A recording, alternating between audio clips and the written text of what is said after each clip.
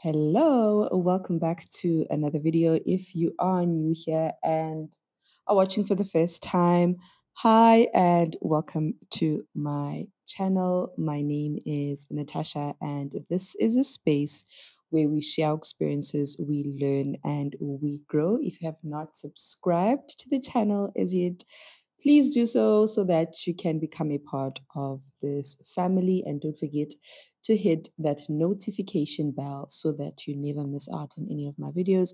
For everyone who is returning, thank you so much for coming back. You know the house rules. You make sure that you're subscribed to the channel, you give the video a thumbs up, we interact in the comment section below, and we share the video so that we can reach more people, okay?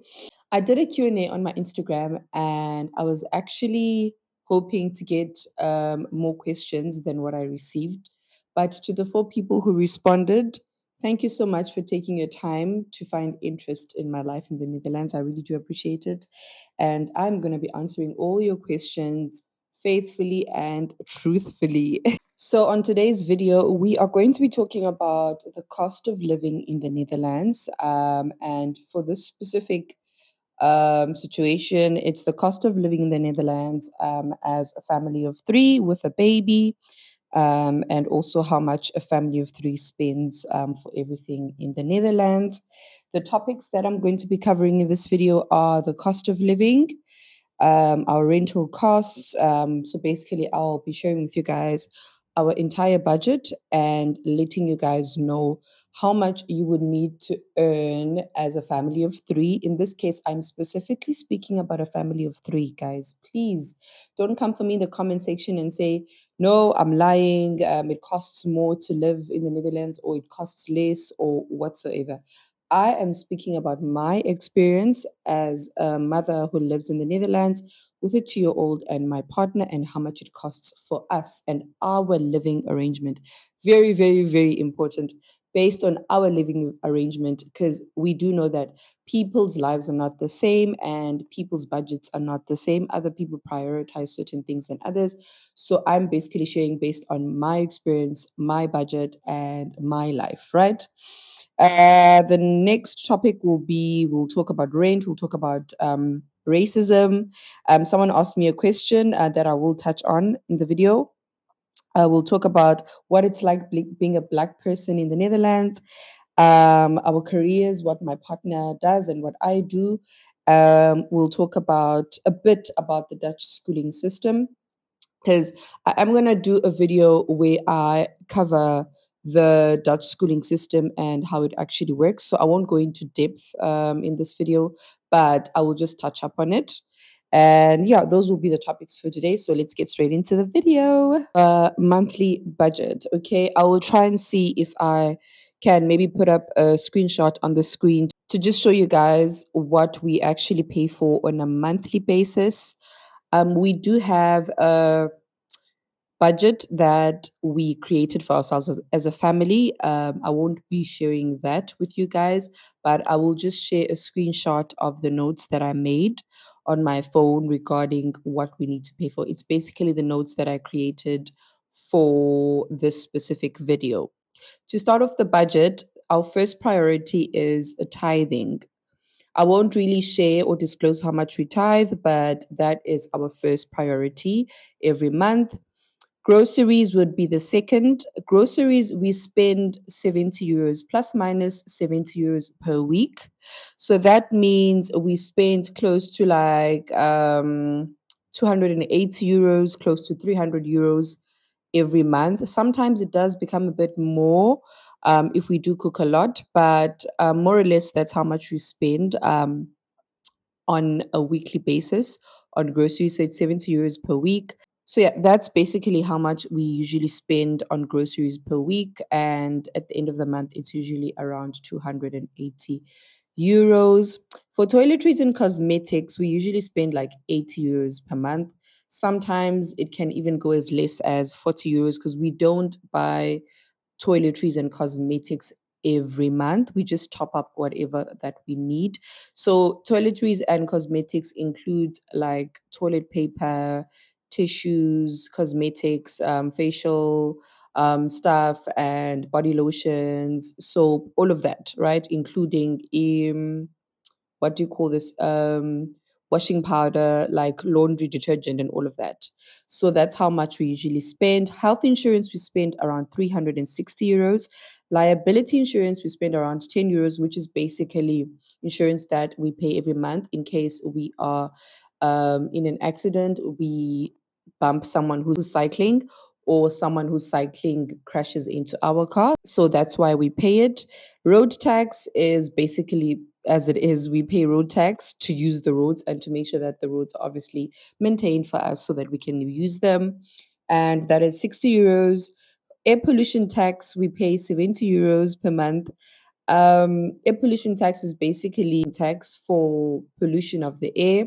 And I think it also includes refuse, right, which is the garbage and trash. Monthly rental at this moment is 1,460 euros. Child, I think if I'm not mistaken, that's over 20 something thousand rand, right? I could be wrong, but I think it's around probably even more. I just forgot to do a conversion before I actually shot this video, but I think that conversion of that amount is probably around 25K, or if not even more. Water, we pay 40 euros. Gas, which includes indoor heating plus the geyser, which is the heating of the water, is 170 euros. Electricity, we pay 60 euros. TV and internet Wi Fi, which is basically access to TV channels and Wi Fi. We have Wi Fi and TV with Ziggo. We pay 98 euros. Cell phone, which includes calling plus data. We have a contract with Odido. We pay 50 euros for the both of us. Daycare fees are 2,600 euros, and we get a subsidy from the government, and we usually end up paying around 900 and something euros. OV chip card, which is transportation, which is for me, it's the monthly amount that I use for transport fare or bus fare, which is 360 euros. Car insurance, we pay 84 euros. Fuel, 150 euros plus minus. Oil for the car, 20 euros. Car maintenance, 35 euros. That's how much we put away every month. Uppercar, we pay 125 euros. For those of you who don't know what Uppercar is, basically, Uppercar is like a mandatory car service or roadworthy check that they do, I think, every year or every after 2 years. I could be wrong, but I think it's done every year. And basically, you always have to take in your car, they check everything, and based on the condition of your car could actually either fail the upper car test or pass it. If it fails it, you need to go and fix whatever it needs to be fixed, and once that is fixed, then you go and test again until your car passes. Some people don't always do this, but we do it because we don't want to be in trouble with the law. Then we have things such as investments, savings, retirement, funeral cover, and life cover. Those are personal things that I cannot share how much we spend on a monthly basis on those, but it's just your general amounts for investments and whatever amount that we want to target at savings, retirement, funeral cover, and life cover. Then we have entertainment. This includes going out, eating out, buying food to eat in, drinks, whatever entertainment that we have on a monthly basis. We usually spend around 60 to 80 euros depending on what we do. Some months we don't even spend that much at all because we are not people who really eat out a lot or are always doing things outdoors. So sometimes we don't even spend like that much, and sometimes it does get to 80 euros. Personal care, which is clothing, we usually designate like 50 euros per person in the household. So that's 50 euros for me, 50 euros for my son, and 50 euros for my partner. But we don't usually spend that amount of money every month because we don't buy clothes every month. But sometimes, if there's something that you want to buy for yourself and maybe it's over that amount, then you will have to chip in from something else and make sure that it doesn't rock us off budget. Netflix, we spend around 13 euros. I'm actually thinking of canceling our Netflix subscription because we don't really watch movies that much. And I feel like it's starting to become a waste, but we'll see about that. Then we've got apps such as Spotify, Canva, InShot, iCloud. These are apps that we use to edit our videos. My partner also does a lot of content creation in terms of his work because he's in the engineering sector. So he does a lot of content creation where he teaches people e-plan and all of that. So he also has some apps that he uses.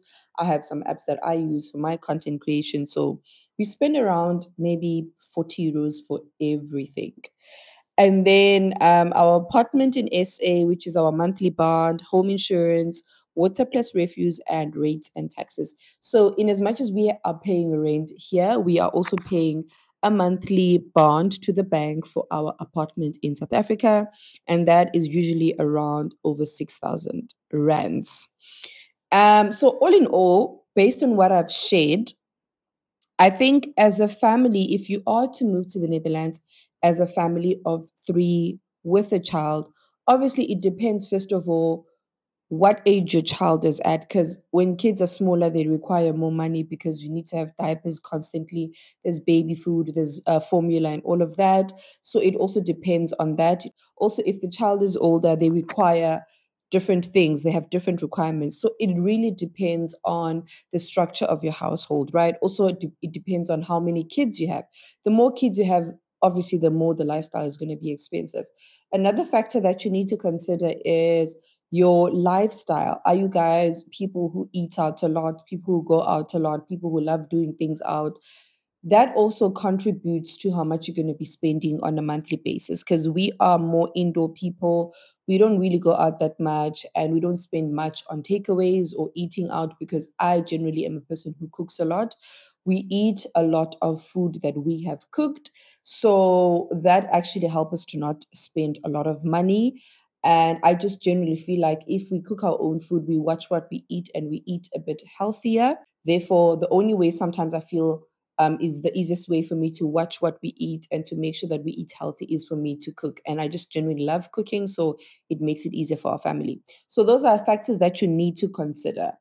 So, considering that, which I've just mentioned, I think if you were to move to the Netherlands as a family of three, maybe with a toddler or just you, your partner, and a child, I would say the household income, which means total, needs to be around maybe 5,200 euros. This is just an estimation, right? I'm not saying that that's what we get. I'm not saying that that's exactly the amount that you need. Some people survive on a lesser salary, some people need more. Once again, it depends on your lifestyle.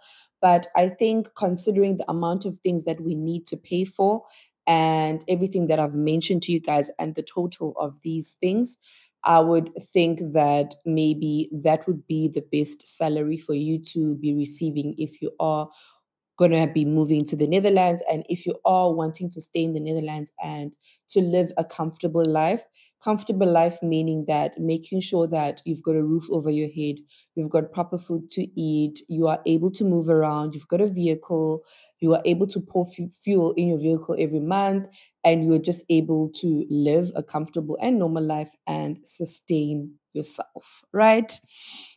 So going back to let's talk about there's something I wanted to talk about. I think it was the daycare, right? Daycare is very expensive in the Netherlands. Very, very expensive. As I've mentioned, that it's around 2,600 euros. Then you get a subsidy from the government depending on your situation. And at this moment, we're paying around 900 euros or maybe even more. I could be wrong, but it's around that amount. So it really just depends on the situation, but daycare is generally expensive, right? And once your child moves from daycare and starts going to baby school, then you also still need to kind of like pay for aftercare services if both parents are working, obviously, because if you're still at work and your child knocks off from school, then they need to actually stay somewhere and someone needs to take care of them until you can fetch them after work. And then another thing that I do want to mention is monthly rental. Monthly rental is expensive, guys, in the Netherlands. And I think I've mentioned this in my previous videos that finding a place to stay in the Netherlands is very, very hard, especially if you're looking for a specific place. 90% of the time, or probably 95% of the time, you don't get the place that you wish for or that you desire. So you end up having to just take whatever that you can get based on location, but it is generally expensive and it is generally hard to get a place to stay. As I've mentioned in my previous videos, that sometimes you have to wait for months to find a place to stay. You have to start looking for a place to stay months in advance before you move out from your current place. And it can be a very, very big problem where you find that there's like 20 people or even 15 people viewing a place at the same time. And it's always survival of the fittest. So you're just in luck and you manage to find everything that you're looking for, then you will just be lucky. But 90% of the time, you just have to accept what you get and make the most of it.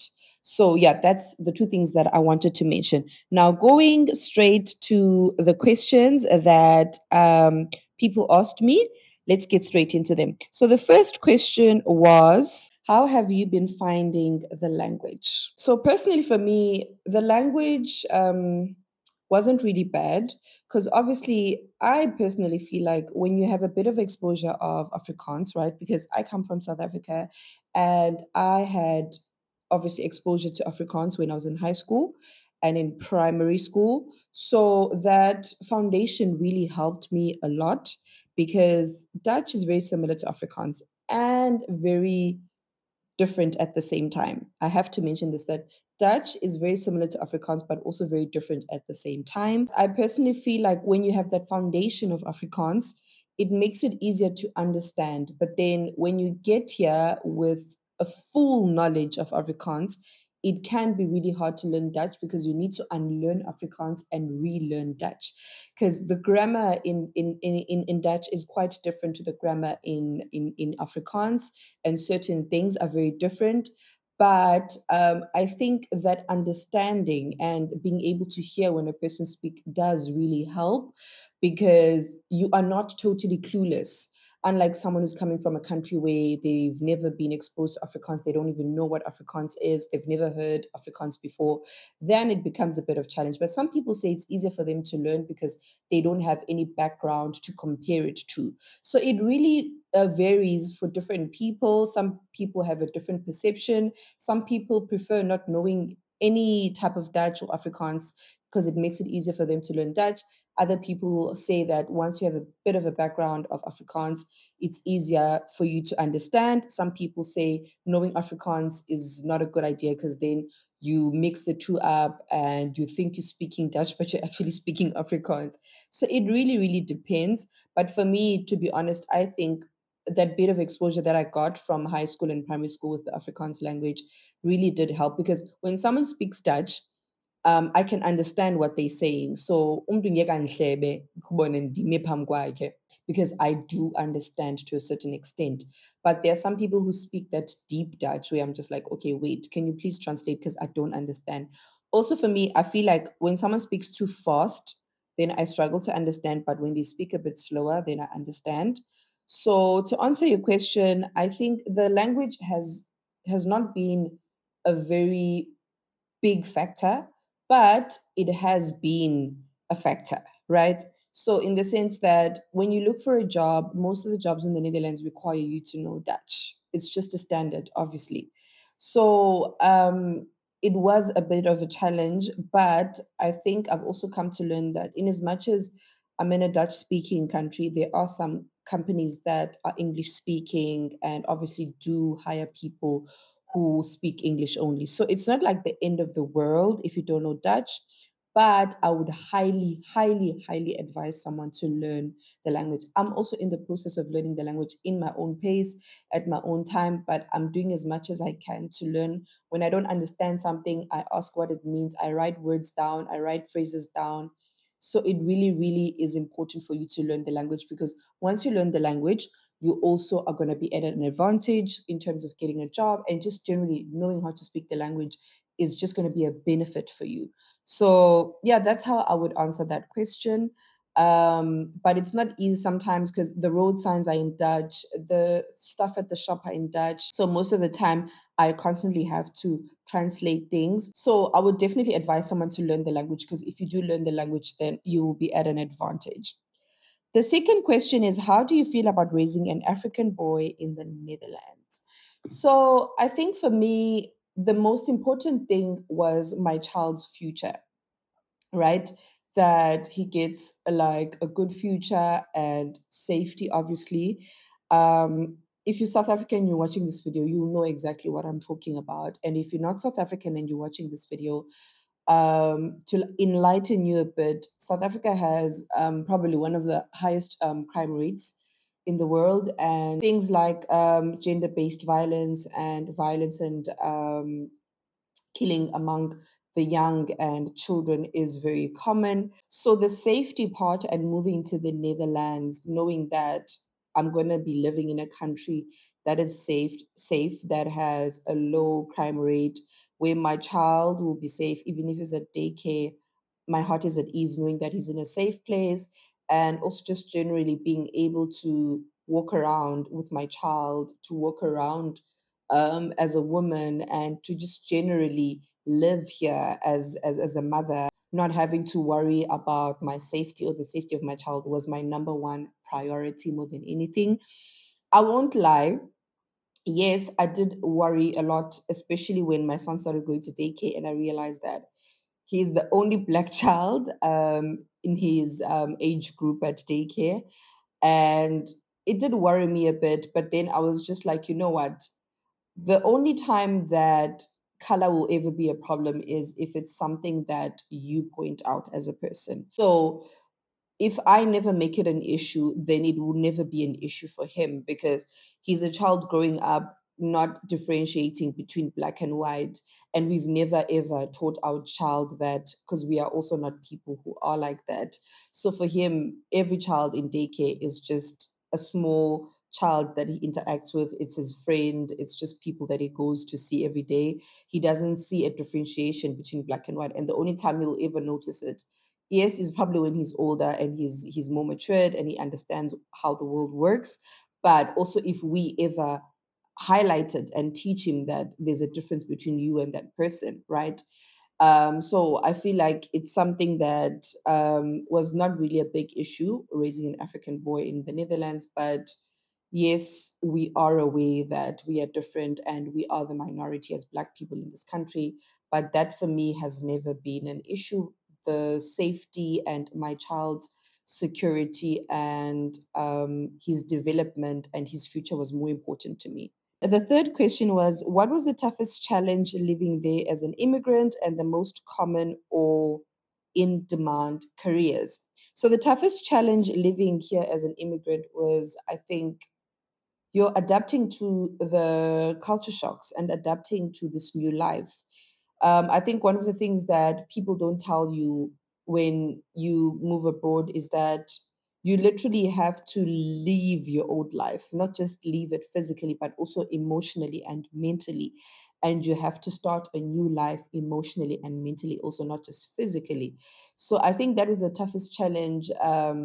Adjusting to all the culture shocks, adjusting to the fact that my family is like miles and miles away from me. My friends are far away from me. I can't see my family every time I want to see them. Everyone is just far. Everything is just far away, and I'm in this country alone with no family or friends, and I have to just create this new life. That was very, very, very challenging. And to answer the most common or in demand careers, to be honest, I think in the Netherlands all careers are okay. Let me put it like this. I think in the Netherlands, whatever career that you're in, there will always be a job market for it. So they are usually looking for people in various careers in various fields. Like when I browse through LinkedIn, I always see different jobs from different fields and different occupations and roles. They're always looking for people like in everywhere, like finance, in administration, teachers, caregivers. There's always like different people that are needed in different sectors and fields, engineering, zonke nje, whatever you're looking for, I think you would find a specific open market for jobs, right? But I think from my observation and what I've noticed is that they look for a lot of engineers. I could be wrong and I stand to be corrected. As I've said, I feel like every job sector or every sector always is recruiting people, but in my observation, I think they focus a lot on engineers, and most of the expats who come to the Netherlands, I've noticed, are actually usually engineers. So I think for now, the most common career that I've noticed personally is engineering. So if you're in the engineering field, you are most likely to be hired or headhunted to stay in the Netherlands. Next question is rent. Can you please share the rent, the country's livability or livability? Is it easy? Is it easy integrating for Black people? So the rent I've already shared in the first few minutes of the video, and the country's livability. I'm assuming this word is livability or livability, but basically, I think I've shared in my couple of videos before this one. I've shared some 10 Dutch habits that I picked up as a South African. I shared 10 ways life is better in the Netherlands compared to South Africa. And to just answer that question in short, guys, the Netherlands is rated, I think, one of the most safest countries in the world and one of the countries that has a high quality of life. So that already should tell you everything that you need to know. And if you watch my other videos, I share a lot of information also there. So basically, to answer your question, yes, the country has a good livability. You can live a proper, comfortable, and safe life here. Is it easy integrating for Black people? Listen, we are the minority. I won't lie about that. There aren't like a lot of Black people in the Netherlands. Yes, there are a lot of Black people in like your common cities and towns like Amsterdam, Rotterdam, probably Maastricht, Utrecht, like the big well-known cities. There are a lot of Black people. But for me, to answer this question as a person who lives in a village, there aren't a lot of Black people in some of the villages in the Netherlands. So you do feel it sometimes because you're constantly surrounded by white people and you barely ever see Black people. Yes, you do find some Black people who live in whatever area that you live in, but it's not a lot of them. So, with that being said, it's not an issue, to be honest. I think also just your mentality is very important because I came here with a mentality of Guti. God wants me here and God has placed me here.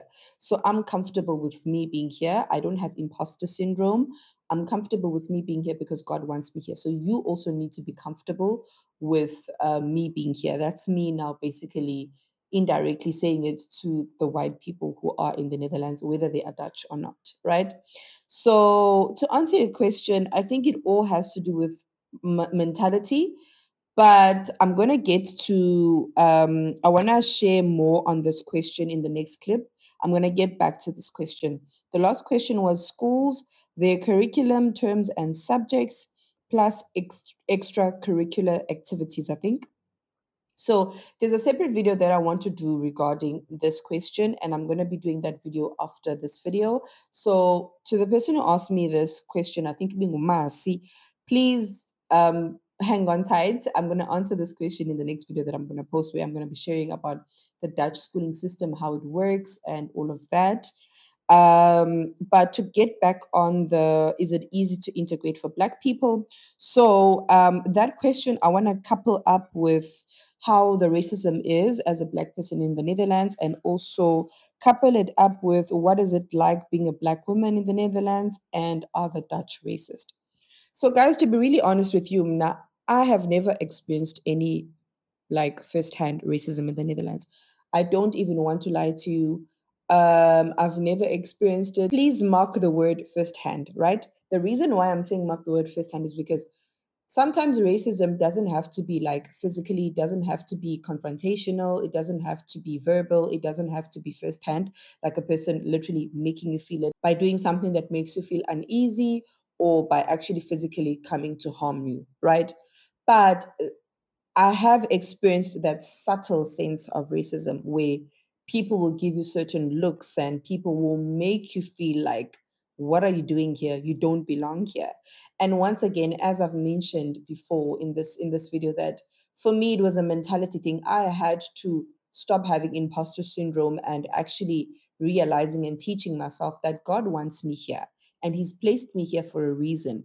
And I need to be comfortable with being here. And once I'm comfortable with being here, then they need to be comfortable with me being here because I'm comfortable with being here, right? So it also has to do with mentality. You need to have a strong mentality. Uzixelele ukuthi, this is no one's world but God's world. And wherever God wants me to be, I will go, right? So I think that mentality really helped me a lot. And also just having a strong and bold character. So racism for me is not a big issue in the Netherlands. It hasn't been a big issue. I'm not saying it doesn't happen. I'm not saying it's not there. I'm not saying that other people don't experience it. I'm not saying that other people don't have it tough. Yes, I do see things on TV, on the news, on TikTok of people having bad experiences, but I'm just speaking about me specifically. I've never had a bad experience.